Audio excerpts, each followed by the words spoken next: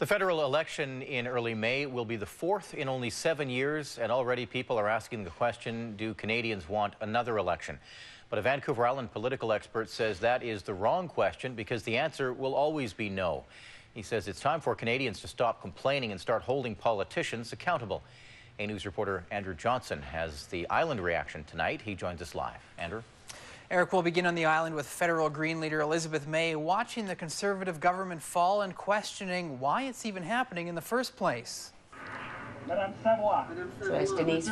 Watching from her Sidney headquarters, Elizabeth May isn't sure why everybody in the House of Commons appears to be having such a good time during the defeat of the Conservative government, particularly the losing team. The celebratory mood was universal as the Conservatives knew they were going down to defeat, because they wanted this election. May's not impressed, saying her elected counterparts in Ottawa have elections on the brain 24 hours a day, every single day of the year. I wish they'd stop thinking about elections and start thinking about governing.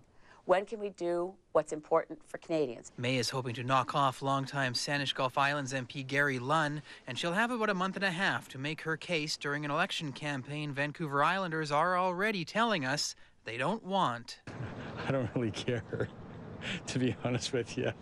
I don't agree with it. What the hell is wrong with these guys? It's a cynicism that seeps into us all, isn't it? 4 federal elections in only the past 7 years. Too many. And they're a waste of money, right? The last one cost almost $290 million. And then there are the candidates getting ready to spout rhetoric for the next 5 or 6 weeks. What did we do to deserve this? UVic's Dennis Pilon jokes that if only we lived under a dictator, we wouldn't have to deal with these darn elections. He says the public losing its voting appetite isn't news. It's kind of like asking, does anybody want some dental work? You know, no one's going to run to the front and say, me first, yeah, over here. He says Canadians need to embrace this chance to join the discussion on how our country is run. He predicts the final word will be another minority government, but whether Liberal or Conservative could come down to Michael Ignatieff and whether he's able to attract voters turned off by Stéphane Dion in 2008.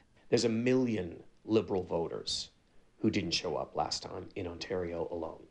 They didn't vote for the Conservatives, they didn't vote for the Democrats, they just stayed home. That is exactly what Elizabeth May is planning to do, focus on her home riding, that is, to fight what she's calling a tight two-way race.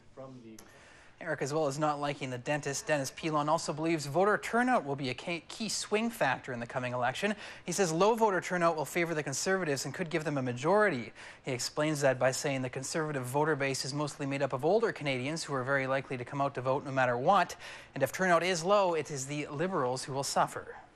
And we can certainly expect to see social media playing a role in this election. We're already seeing Facebook pages pop up for sure, and Twitter, of course, will be a factor as well. Obviously, you'd think more than ever before this year. Andrew Johnson reporting. Thank you, Andrew. You're welcome.